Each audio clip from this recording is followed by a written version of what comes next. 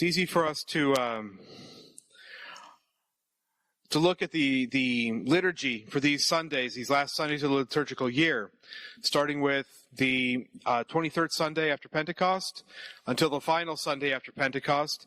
The theme is a constant one, and that is the Psalm 129. De profundis clamaviate Domine, Domine exaudi vocem meam. From the depths I have cried to you, O Lord, hear my prayer. It's a beautiful psalm that sounds at the very beginning very much what it is, a cry of desperation. From the depths we cry unto you, O Lord, begging God's help in our times of darkness, in times of difficulty and whatever else. But the psalm resolves itself at the end into a song of absolute and perfect resignation and confidence, knowing that God will take care of us, knowing that God has everything in hand at the end of the day. This is a psalm very much for our time, and it is also for very fitting that it's at the end of the liturgical year. It's also very fitting for this particular Sunday, this particular gospel, where the disciples are following Christ in the boat, and a great storm comes up, and they are terrified. They go running to him and ask him for help, and he rebukes them. "O you of little faith." And then he commands the wind and the sea, and everything is calm, perfectly calm. And of course they're wondering, what manner of man is this, that the wind and the sea obey him? The very weather obeys him. But for us, it's a good reminder. There's a lot of chaos. There's a lot of turmoil. We are weak. We are foolish. Our minds are easily clouded by the cares and concerns of the world, by our preoccupations, by our particular weaknesses, by our difficulties, by whatever we may be going through, by our sufferings and complications. We may be burdened by them and may be weighed down by them, but as a result, we need to cry out to God. From the depths, we need to cry out to him, but always resolving ourselves back to the same basic point, one of perfect and absolute confidence. God will never abandon us. We should remind ourselves of that, because in the world, it's easy for us to forget how to trust. We've been betrayed. We've been betrayed by family members. We've been betrayed by coworkers. We've been betrayed by authority figures, people who we're supposed to be able to trust and believe in. We've been betrayed time and time and time again by so many people, and we have betrayed our own selves so many times. We're not exactly reliable when it comes to our resolutions of how we're going to get out of sin, for example. We're not exactly good at that, so why should we trust anybody or anything else if we can't even trust ourselves? Well then, we need to remind ourselves that God is not like any of us. He is the only being in whom we can trust absolutely. We can absolutely confide in him, and we know that he is always going to be there for us, no matter how many times we have fallen, no matter how many times we have failed him, no matter how many times we have betrayed him. He will always extend to us his mercy. He will always try to save our souls. He will always be constant to us. He will always give us his love, offer it to us, because that is who he is. He can't not do that. He can't betray us. He can't lie to us. He can't deceive us. He can't mislead us. He can't disappoint us. St. Thomas points out that if we are disappointed, for example, in our prayers, we say a prayer, we ask for a specific grace, and we don't seem to get it. Well, St. Thomas points out the problem isn't God. The problem may be ourselves. Maybe God isn't giving us that grace because that grace wouldn't benefit us as much as we think it would. It's like St. Paul when he complains to God about the thorn in his flesh, as he refers to it, which was a temptation that he had to suffer and put up with. He complains about it bitterly to God, and God's response is, "My grace is sufficient to thee." God's not going to make our path to heaven super easy. He's not going to clear away all the rubble for us. We're going to have to carry our little pebble to the side of the road too, so that we can continue on the path to heaven. We're going to have to do our own little bit. He's not going to make it absolutely easy. It's not going to be something this is not supposed to be our paradise. We are supposed to struggle and move forward and suffer and fight for our salvation. Because the love that he demands of us, the love that we owe him, matters. And it means that we must be willing to give and to sacrifice generously.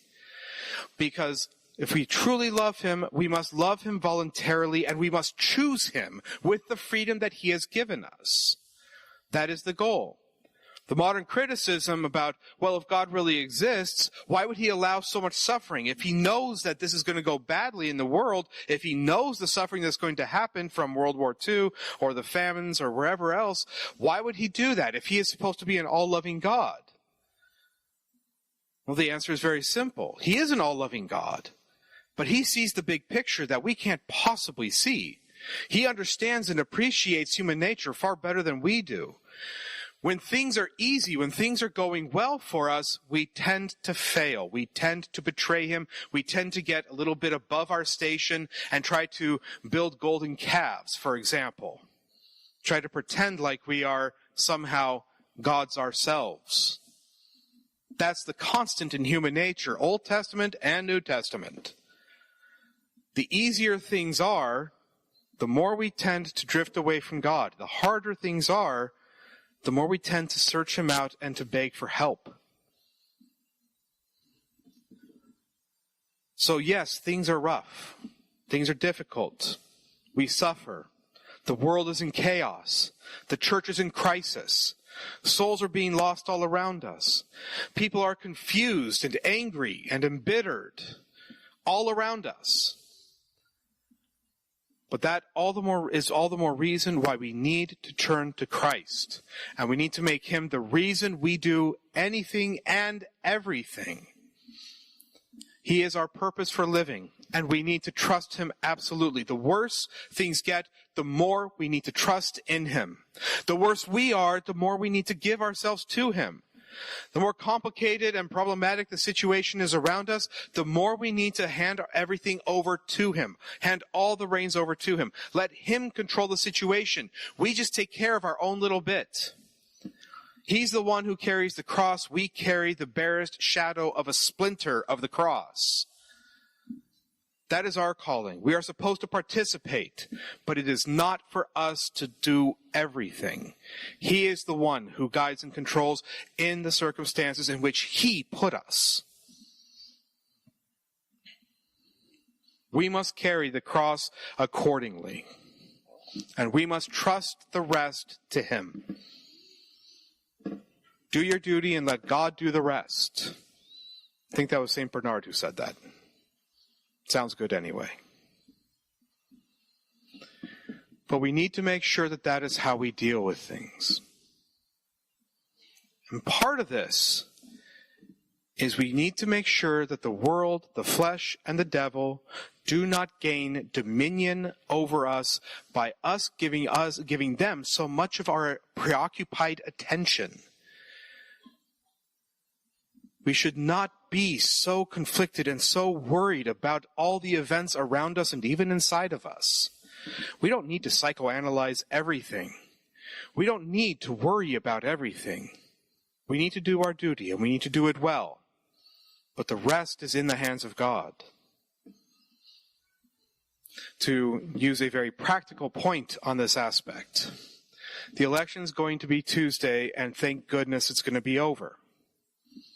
If you've done your civic duty, great, leave it alone. For these next 3 days, I highly recommend, strongly emphasize, and push very hard, leave it alone. Don't get on the news. Don't keep looking up what the pundits are saying, what the projections are. Even election night, leave it alone. Wednesday morning, you can look up what happened. Let the dust settle. But leave it alone. There's a reason why everybody is so much on edge in our day and age. And if anybody has ever doubted the diabolic intentions of the media in our day, then all they need to do is look at this election cycle. It's been a masterpiece of manipulation to amp everybody up, to divide people as much as possible, to create emotional tension that is absolutely unsustainable, to stretch us as thin as possible, to wear us out emotionally, to beat us down with these frantic ideas of absolute imminent disaster on one side or the other, or both. Elevating conspiracy theories and attacking other sides and causing all sorts of division and chaos, causing infighting and division and brutality between people. And a total lack of charity all around. Why? Why? Because Christ is absolutely absent in what they are trying to do. They are trying to create a world of chaos. And boy, are they succeeding. We cannot be a part of that chaos. So we have our civic duty, and we do our civic duty. And then we leave it alone. We leave the rest in the hands of God. We put the entire affair into the tabernacle, and we lock it, and we leave it alone. So my recommendation for your peace of soul, and for the confession line as well, leave it alone. These 3 days, turn off the TV, put your cell phone away except for to use it as a phone, and leave it alone. It's an important little training moment for our lives. Our entire lives come down to this. We have to learn to do our duty, what God gives us to do, but for the rest of it, it isn't supposed to be ours to carry. We give it to God, and we leave it in His hands. Let's face it, He's more capable than we are. He's able to do so much more with it than we are. So even if we had absolute control and dominion of the entire world, you think for a second we wouldn't make a pig's ear out of it? Of course we would.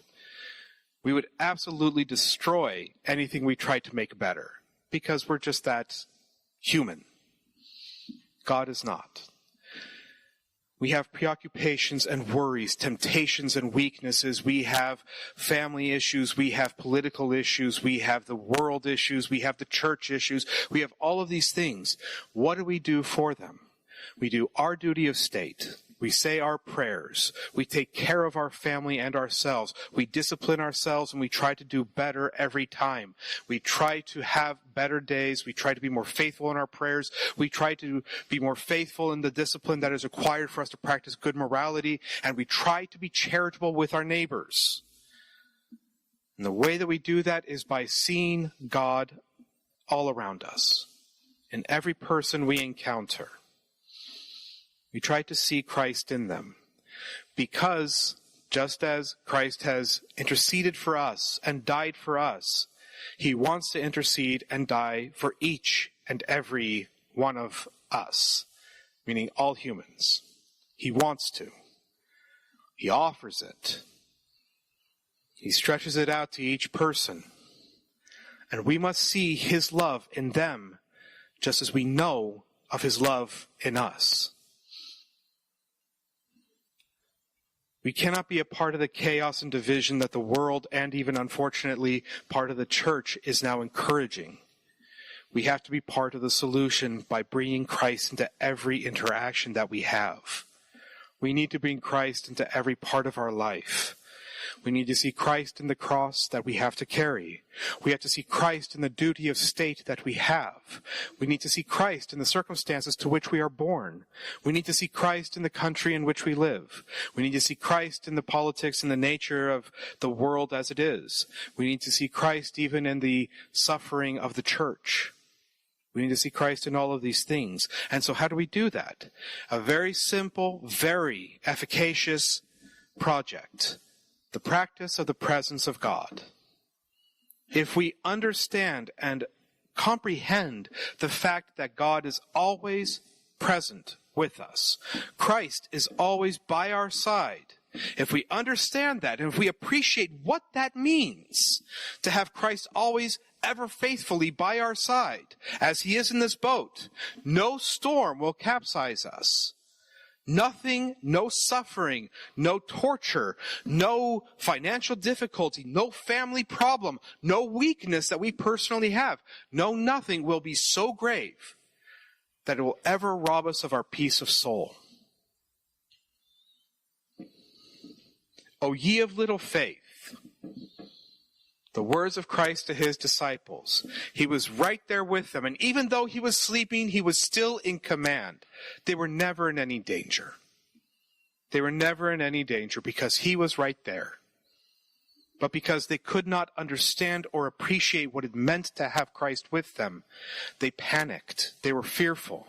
And so we, with the fact that we can't see Christ with us except in the Eucharist and except in the Mass, it's easier for us to panic. But this is why we go back to the De Profundis. We can cry out to him, but with absolute assurance and confidence that he is there with us, he is always with us, and he will not let anything bad happen to us or anything that is beyond our control and our power, provided we put everything in his hands and we trust absolutely in his friendship and his love for us. He is always constant. He is God. He will not betray us. He will not leave us alone. He will not abandon us. He will not let us go. We are the ones who run away from him. He never runs from us. He stays with us absolutely. So let's contemplate the nature of God. Let's contemplate his absolute fidelity to us, which we don't deserve, considering how oftentimes we have betrayed him and walked away from him. Let us ask him for this absolute confidence in his presence. Let us beg him for the perfect resolution to all these conflicts and problems by simply doing our duty and letting him do the rest of the work. Let us all try to see him in each other and have a true charity for each other as he has for us. And let us turn to the Blessed Virgin Mary, who is the only creature who has ever completely and perfectly observed this absolute detachment and perfect presence of God. She is the only one. Let us turn to her as our instructing mother about how we are supposed to live our lives, how it is we are supposed to practice the presence of God, how it is that we are supposed to trust absolutely in the very nature of Christ's relationship with us, so that we can put all things in his hands and let nothing rob us of the peace that only he can bring and that he will always have within, he will always give to our soul, provided that we give ourselves entirely and completely to him. In the name of the Father, and the Son, and the Holy Ghost, amen.